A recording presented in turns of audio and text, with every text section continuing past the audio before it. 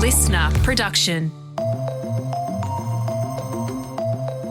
Hey, Bension Siebert with you. Welcome to The Briefing's Best of Summer series, where we're revisiting some of your favourite episodes from the year that was. Today, we're talking about surrogacy. In Australia, it's illegal, but you can still pay someone overseas to carry a child for you. Someone who's done exactly that is Scott O'Halloran, one half of the brother comedy duo Luke and Sassy Scott. When we first signed with our surrogacy agency in Texas, this was prior to the far right getting in and taking control over a woman's body in that state. And, we had paid quite a lot of money at that point and then found out that actually to have an abortion in Texas was illegal. And that became very complicated for us, for our agency. But, I'm somebody that's all in. And I said, no, we'll figure out a way to do this and we'll stick to it. That full chat is coming up in the second half of this episode. But first, here are the headlines from the Listener Newsroom on Thursday, Boxing Day, the 26th of December. Good morning, I'm Celeste Mitziu. It's been a Christmas nightmare. A passenger plane flying from Azerbaijan to Russia has crashed. It was forced to make an emergency landing in Kazakhstan after veering from its scheduled route due to heavy fog. 67 people were on board, at least 32 have survived. 3 states are facing some dangerous fire conditions. A scorching blast of hot, dry and windy weather is set to fan flames in Victoria, north of Adelaide and east of Perth. A total fire ban has been declared for Victoria today as they brace for extreme fire danger not experienced since the Black Summer bushfires 5 years ago. The strongest wind gusts will be around lunchtime. The worst tsunami in history happened 20 years ago today. 230,000 people died in the 2004 tragedy, including 26 Australians. Despite cost of living pressures, retailers are expecting to cash in big today. A total of $1.3 billion is set to be spent nationwide. Fleur Brown from the Australian Retailers Association says household goods and clothing will make up the bulk of the sales. We know many Australians have much tighter budgets, and part of managing that budget is taking advantage of sales like Boxing Day. And if you can believe it, the return of hot cross buns will be stocked in Coles, Woolies and Aldi today. Thanks to the Listener Newsroom for those headlines. Next up is my chat with Luke and Sassy Scott from January this year, chatting all things international surrogacy.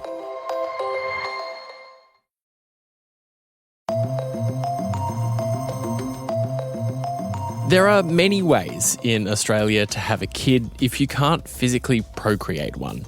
Options include fostering a child, with the risk that that child doesn't stay with you forever. You can adopt, although this is now vanishingly rare, or you can find a surrogate. In Australia, it is illegal to pay someone to carry a child for you, but there's nothing stopping you paying someone overseas. The head of the Catholic Church, Pope Francis, earlier this year described surrogacy as a, quote, grave violation of the dignity of the woman and the child based on exploitation of situations of the mother's material needs. But that's not everyone's experience or view. 213 Australian babies were born through international surrogacy in the most recent year we have data for. Luke O'Halloran and Scott O'Halloran, otherwise known as comedy duo Luke and Sassy Scott, are brothers. They have a massive public profile with their podcast and TikTok presence, amassing millions of fans here and overseas. Last year, Scott and his partner Marcus made the decision to become parents by international surrogacy. I sat down with Scott and Luke to talk through that decision and the journey he's been on since. Thanks so much for having this conversation with us. It's really exciting to have you on the podcast. You were talking about your coming out story and how that's related to your wanting or not wanting or being able to have a family. Can you tell me that story? Yeah, I grew up in a family with 3 brothers, a beautiful mum and dad who are still together today, and an extended family, lots of, cousins, uncles and aunties, friends of families. We grew up in a really big community and network and had a great tribe around us. And I really valued and wanted to have a family one day in my life. And I knew if I had ever come out of the closet, that would be taken away from me. You know, in the back of my mind, that if I did, there were so many things that I possibly then would not be able to achieve in life. But you are going to be able to achieve this. Congratulations. You're having twins. Yeah. So how do you feel about becoming a dad? Listen, I am nervous. I'm excited. Am I ready? Absolutely not. I don't think any parent's ever ready, and that's what I've heard, a real resounding response from everybody saying, you'll never be ready. You know, I'm trying to renovate at the moment and get all the nursery and things done before they come. Everybody said you'll never have everything finished, so don't worry. So there are many options, all of them complicated for someone who's in a partnership with someone who's not of a different gender, I should say. Yep. But you chose international surrogacy. Can you take me through the reasons you did that and what options you had? When my husband and I first went to a surrogacy conference called Growing Families, they're a wonderful organisation here in Australia, having the conversations and bringing people who want to be parents and have children together. What Marcus and I first thought when we were going there was that we would be the majority in the room. There'd be lots of gay couples. And we were the minority. We actually found that there were so many hetero, then some same-sex, then some single, they call them singletons, people that wanted to be parents as well. People that want to become parents that can't conceive naturally, there's no discrimination in it. There's so many types of people out there that want to be parents that can't be naturally. And so from that conference, we found that there were, let's call it 11 different options available in that room for people like Marcus and I that we could select and choose from. And that was through surrogacy. But we were fascinated by a certain, let's call it fertility process that we could undertake. It was available in America. Why do you want to be a dad? Wow, I haven't been asked this question before. I have a really good dad. I've seen the impact of what having a good father has done to me. I'm a big thinker, I'm a dreamer, and my dad allowed me to have my dreams and probably chase them, and so did my mum. And I've also been really let down by a lot of friends in mine and Marcus's network. We've watched a lot of, believe it or not, men be great disappointments to our girlfriends, to their children. And so I really want to make sure that I bring some really good people into this world that have, a dad that they can lean on, that can, draw the boundary line to them, but can be there and be available to them and show them, I think, the right morals that, my parents showed me and Luke. That's wonderful. So tell us about the process that you're going through at the moment. How's it all working? I'll try and pack 6 years into 60 seconds for you. We chose a surrogacy agency in Texas, and they then connected us to a fertility clinic. Now, this fertility clinic specialises in double embryo transfer, and they have a really high success rate. Can you just quickly explain what a double embryo transfer is? I will try. Okay. A double embryo transfer is meaning you will have two viable embryos and they will transfer them to a surrogate and they will stick to the uterus and then will end up becoming hopefully healthy babies. Now, what I found out in fertility here in Australia, we don't have those incredible success rates that some places in America do. Why? Because they're able to do genetic testing at day 5 of an embryo. So embryo is, an egg and that's been fertilized with sperm. At day 5, they can do genetic testing. Don't quote me, but it's somewhere up to 3,000 genetics they can test on that embryo. They will advise you to destroy it or that it is like of a good grade and that should be transferred. They are doing everything they can to set you and your family up for success. I found here in Australia it was kind of the opposite. We could do all of that testing, but they weren't allowed to. So they could actually be transferring an embryo that is not viable or perhaps may have a whole lot of genetic issues, and therefore will lead to, let's call it a miscarriage or complications, and then they have to start that process all over again. There are some really complicated issues behind an international paid surrogacy. I wonder how you wrestled with those issues, particularly in light of the fact that the Pope, whose advice I don't know whether you would take particularly seriously, I know I don't in my personal life, he described surrogacy as deplorable. This is complicated. How do you think about it? I don't find it complicated because I find a man like that quite deplorable equally, right? I flick that back to him because what I know is that there's a lot of people that do really dream of having a family. And it is not necessarily their fault. You know, you think of young girls that have cervical cancer, that they experience that at like 18, 19, at young ages, that then can't conceive naturally. But their purpose might be to raise a family or to be a parent one day. And there are options for that person to realise their dream. Listen, I grew up Catholic. I've got lived experience with, the Catholic Church and, how hurtful their views can be, to many people out there. Absolutely. So I've never necessarily gone by what that man or anybody within that faith, shares with me. And if I did, I wouldn't have the great success and joy and happiness that I have in my life if I did listen to people like that. And I suppose you've got Luke here as well, Scott's brother. But to add on Luke. that, you could argue as well that the Catholic Church has probably robbed a lot of people's childhoods as well, which if you got it to bring in the Pope, let's talk about that issue as well. But also you could point at Mary being the original surrogate. She either carried God's child Forgot. or you could argue that, I don't know, maybe it was the next door neighbour's kids. Correct. So which one is it, which Pope? one? That's so true. She was the OG surrogate, Mary. So, Jesus was born through surrogacy. You heard it here first. It's been a 6-year journey. Yeah. Tell us about some of the setbacks that you've had. When we first signed with our surrogacy agency in Texas, this was prior to the far right getting in and taking control over a woman's body in that state. And, we had paid quite a lot of money at that point and then found out that actually to have an abortion in Texas was illegal. And that became very complicated for us, for our agency. But, I'm somebody that's all in. And I said, no, we'll figure out a way to do this and we'll stick to it. So that was one of the complications we faced. Another one was sending, your sperm to America during COVID. Now, you actually have to send your blood ahead of your sperm. The FDA has to test it within 7 days of the sample being taken.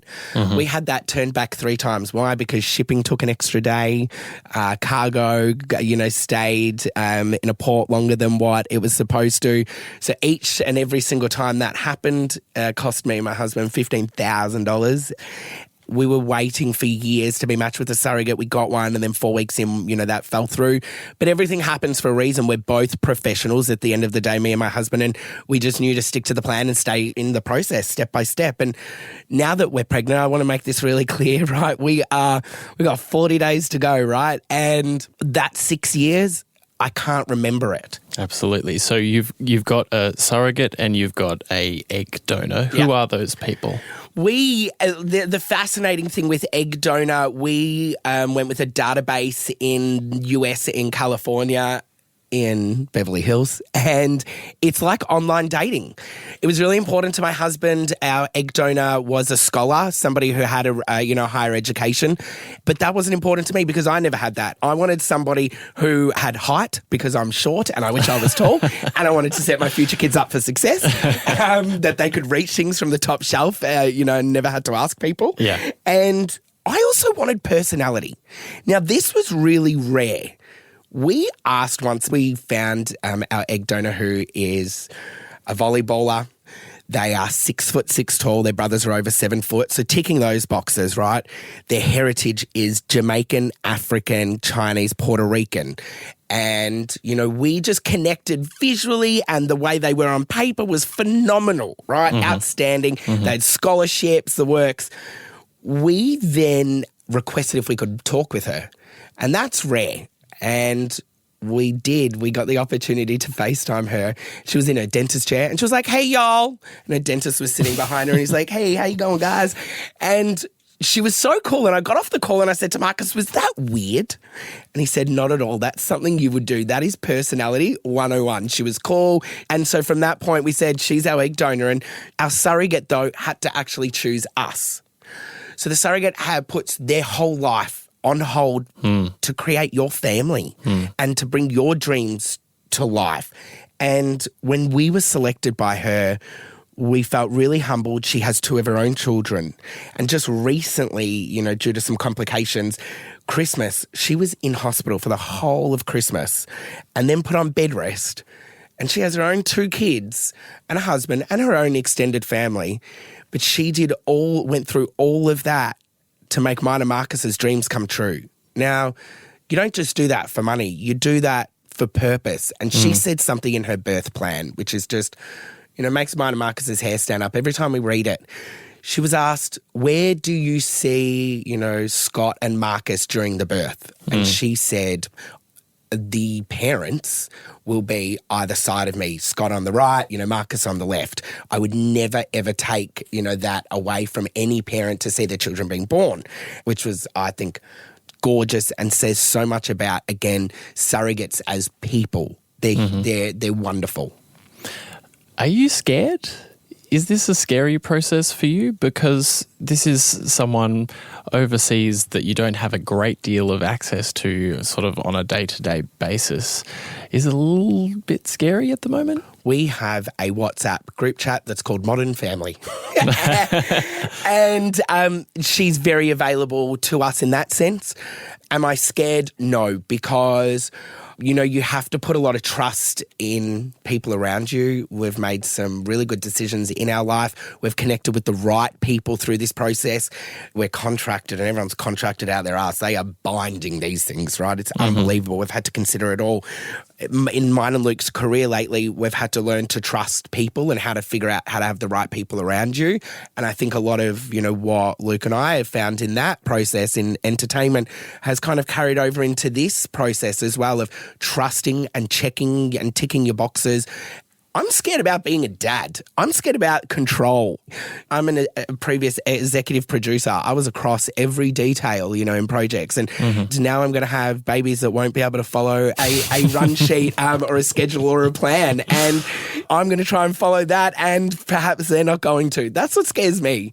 Luke, how have you felt through this whole process? It must have been a roller coaster for you as well. When normally someone you know is about to have kids or pregnant, you're visually seeing it. There's a pregnant person in front of you, that's the excitement as well, which in this instance probably lacked that to a degree. And you hear Scott talking about it and it doesn't seem real because you're not seeing it, right? The part where it felt real for me, yes, I can have excitement for him, but to be truthful, on our podcast, we actually got to interview the surrogate where we were talking to her one-on-one and she was able to make it all real for me. And you could see how real it was for Scott. He started crying during it.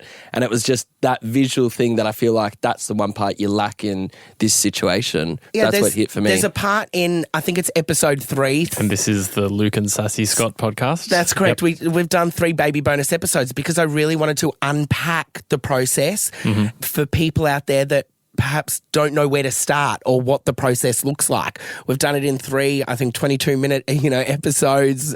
Luke thinks he's Mike Munro in how he interviews me. But just like yourself, you've got so many questions for Scott that when we did announce the pregnancy, so many questions were coming through. On every picture we posted, the comments were breaking records. Like our DMs, I couldn't keep up with it. But we're like, how else can we do it to answer a lot of the questions? So that was the idea behind the podcast, mini sort of series, 3 episodes. And when we do chat to our surrogate in episode 3, there is a moment where, she talks about the joy of being a parent, and she has her own 2 children, and how she just can't understand somebody not being able to have that joy that wants to be a parent. And I just absolutely broke. For the first time, I haven't shed 1 tear in the last 6 years because it's been a process, and believe it or not, Marcus and I have kept it quite contained. That just, I'm so humbled and privileged that there are people out there like her that are helping people like us. Well, Scott, I'm so excited for you. Congratulations. Thank you. And good luck. Thank you. That was my chat with Luke and Sassy Scott from January there. And that's it for this episode of The Briefing's Best of Summer series. Thanks for listening. Before you go, we'd love it if you could share this deep dive with someone you think might enjoy it. If you want to keep up with our other content, you can check us out on Instagram at The Briefing Podcast and on TikTok and YouTube. Just search Listener Newsroom. We'll be back in your feed with some more headlines from the Listener Newsroom tomorrow and another Best of ep from 6 a.m. I'm Bension Siebert. Catch you next time.